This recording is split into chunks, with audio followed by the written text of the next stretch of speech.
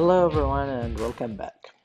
What we are going to do now is to continue what we were doing in the last video, which is basically to set up Apache NetBeans for PHP development.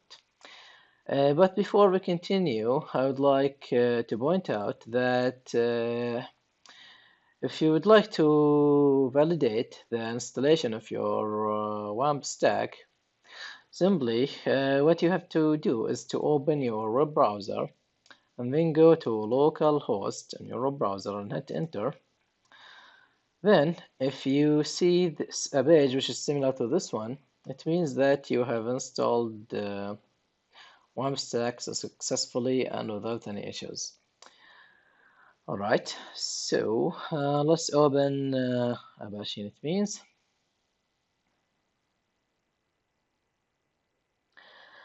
And now what we are going to do is to set up PHP interpreter and composer in addition to PHPUnit.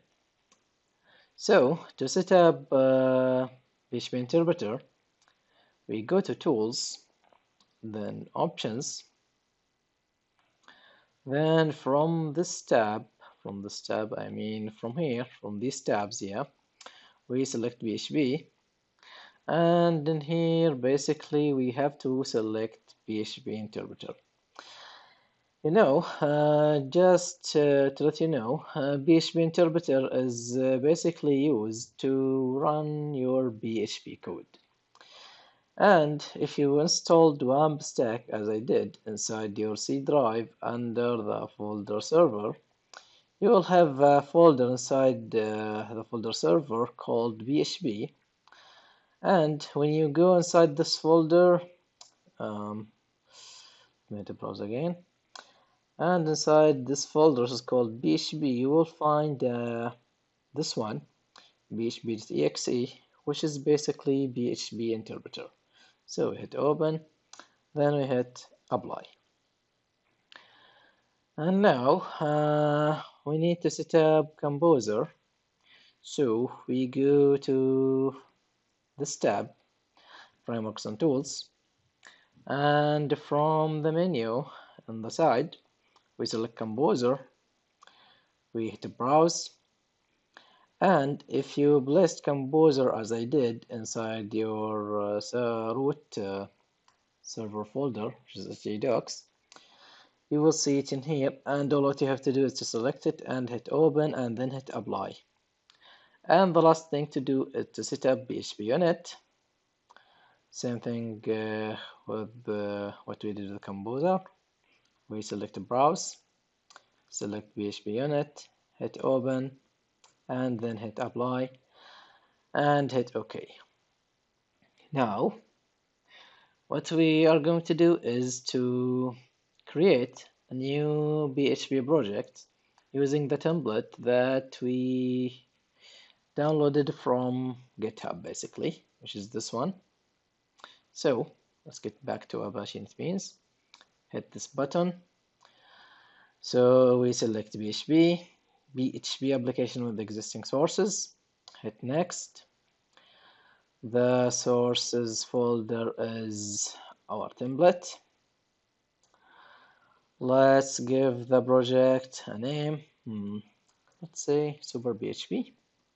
Super PHP version. Let's select 7.4 and hit finish. All right. So when you open the template, you will basically see two folders in here, the src and the tests folder, in addition to some files on the root folder, you can say. So basically the source folder or the src folder will contain all the files that you will write yourself as a developer for your web application. The tests folder will contain all the unit tests that you will write to test your src folder, you can see. And the root folder will basically contain some configuration files you can say for your project. For example, the phpunit.xml is used to configure phpunit, and this one is used to configure something called PHP coding standard fixer, and the composer.json is related to composer basically, and these two are for GitHub. This one is the license and the readme and so on. Do we have time? I think not. We have reached 5 minutes. So I will stop at this point, and what we will do in the next video is basically to use Composer in addition to start, you can say testing, you can say how to test the application. All right, see you next time.